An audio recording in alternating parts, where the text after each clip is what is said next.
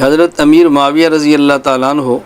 نبی کریم صلی اللہ علیہ وسلم کے ہدایت یافتہ اور ہادی صحابی ہیں، امیر المومنین ہیں۔ ان کے فیصلے اجتہاد کی بنیاد پر ہیں۔ اجتہاد درست ہو تو دوہرا اجر ہے، اگر کبھی خطا ہو جائے تو پھر بھی اکارہ اجر ہے۔ حضرت امیر معاویہ رضی اللہ تعالیٰ عنہ نے اپنی زندگی میں اپنے لخت جگر یزید کو ولی عہد مقرر کیا۔ حضرت امیر معاویہ رضی اللہ تعالیٰ عنہ جو یزید کو ولی عہد مقرر فرما رہے ہیں، اس میں الیاذ باللہ حاشا وکلا کوئی ان کی دنیاوی غرض کو قطعاً دخل نہیں ہے۔ اخلاص کی بنیاد پہ اور اہل سمجھ کے یزید کو انہوں نے اپنا ولی عہد مقرر فرمایا۔ یہ الگ بات کہ یزید نے ان کی وفات کے بعد کچھ ایسی بہت ساری غلط حرکات کی، بہت ظلم و جور کیا اور بہت ساری ناانصافیاں کی، جس کے حق میں ہم قطعاً نہیں ہیں۔ ہمارے یزید کے بارے موقف بالکل یہ نہیں کہ بہت نیک آدمی تھا، بہت متقی تھا، بڑا صالح تھا اور بہت اچھا انسان تھا۔ ہم اس کو فاسق اور فاجر سمجھتے ہیں۔ اس پر گفتگو انشاءاللہ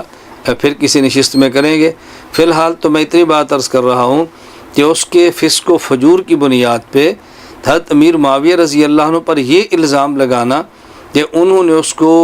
نالائق، فاسق اور نااہل سمجھنے کے باوجود ولی عہد مقرر کیا، یہ انتہائی غلط بات ہے اور نازیبا حرکت ہے۔ حضرت امیر معاویہ رضی اللہ تعالیٰ عنہ کے بارے میں یہ بدگمانی ہے، اس کے علاوہ اس کی کوئی حقیقت نہیں ہے۔ اس کی وجہ یہ ہے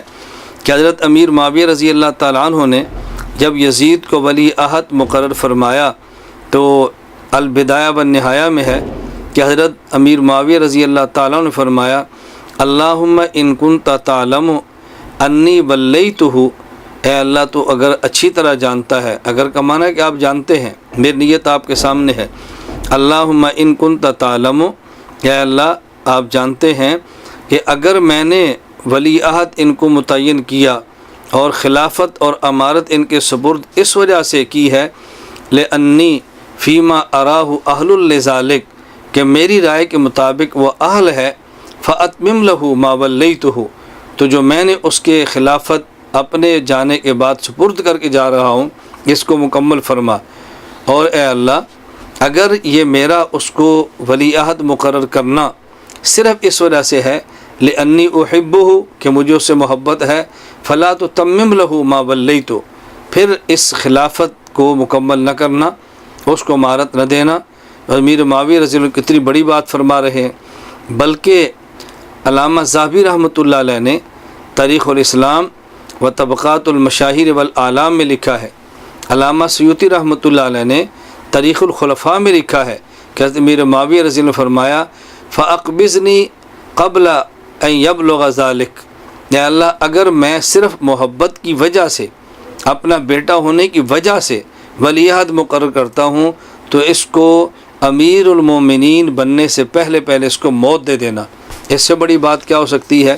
اصل میں جو شبہ اور غلط فہمی ہوئی ہے اس کی بنیاد یہ ہے کہ جب حضرت حسین رضی اللہ عنہ کا قتل ہوا، آپ کی شہادت ہوئی، اہل بیت کے ساتھ ظلم ہوا، تو عام لوگوں کا تصور یہ ہے کہ چونکہ یہ کام یزید نے کیا ہے یا اس کی رائے سے ہوا ہے یا اس کے اس قتل پر اور عمل پر وہ خوش تھا اور اس نے قاتلین کو سزائیں نہیں دی، تو اس نے بہت گندا اور مکروہ فعل کیا، لہٰذا یزید کے اس عمل کی وجہ سے حضرت امیر معاویہ پر الزام لگایا جائے، یہ قطعاً غلط ہے، اس کی کوئی گنجائش نہیں ہے۔